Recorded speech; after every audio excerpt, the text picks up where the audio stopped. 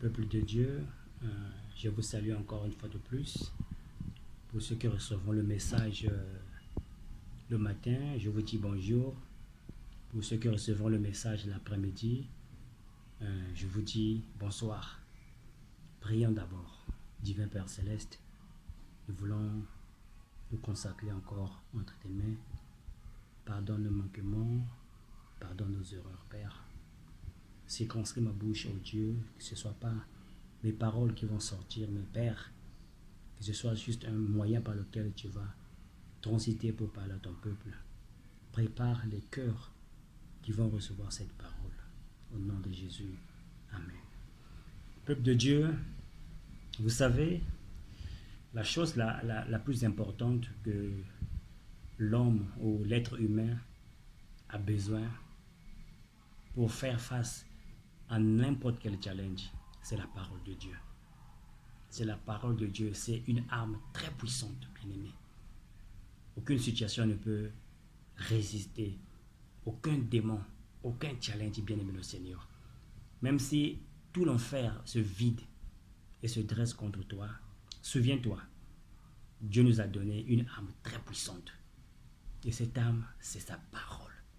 Et nous voyons dans Matthieu chapitre 4, Jésus qui, en face de l'ennemi, en face de celui qui accuse les saints, en train de lui faire la guerre, Jésus n'a utilisé aucun don de l'esprit. Il avait tous les dons en lui, mais il a utilisé une seule chose, c'est la parole de Dieu.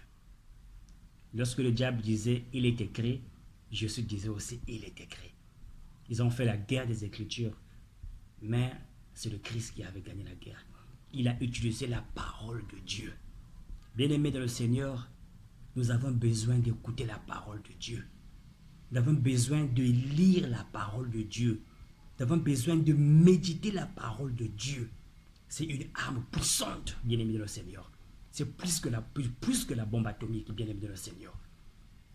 Et si nous allons dans les Écritures, dans Jean chapitre 1, à partir du verset 1, la Bible dit « Au commencement était la parole, et la parole était avec Dieu, et la parole était Dieu. » Vous voyez bien, mes Seigneur, parfois nous lisons les Écritures, mais nous ne recevons pas, nous ne percevons pas ce que le Seigneur veut dire par les Écritures. La parole de Dieu, c'est Dieu lui-même. Donc lorsque l'ennemi t'attaque, lorsque tu as un challenge en face de toi, l'arme la plus puissante que tu dois utiliser, c'est la parole de Dieu. Lorsque l'ennemi vient de ta pensée pour te tourmenter par des pensées négatives, pour t'amener vers le péché, pour t'amener vers l'immoralité, bien aimé le Seigneur, tu dois utiliser la parole de Dieu. Il est écrit, il est écrit, il est écrit. Et Jésus, dans Matthieu chapitre 4, à partir du verset 4, nous dit exactement c'est quoi la parole. Il dit, l'homme, comme il est écrit, l'homme ne vivra pas de pain seulement. Pourquoi? Parce que on est un seul être en nous, mais il y a deux parties en nous. Il y a le côté physique et il y a le côté spirituel. Le côté physique a besoin de la nourriture, ce que Jésus appelle le pain. C'est quoi le pain? Le pain peut être la nourriture que tu manges physiquement. Ça peut être les émotions qui sont fournies par l'amour que tu reçois à travers tes enfants, à travers ta femme, à travers les collègues, la joie que les gens te procurent. C'est aussi le pain que tu manges. Mais au-delà de tout ça, il y a un autre pain qui est la parole de Dieu.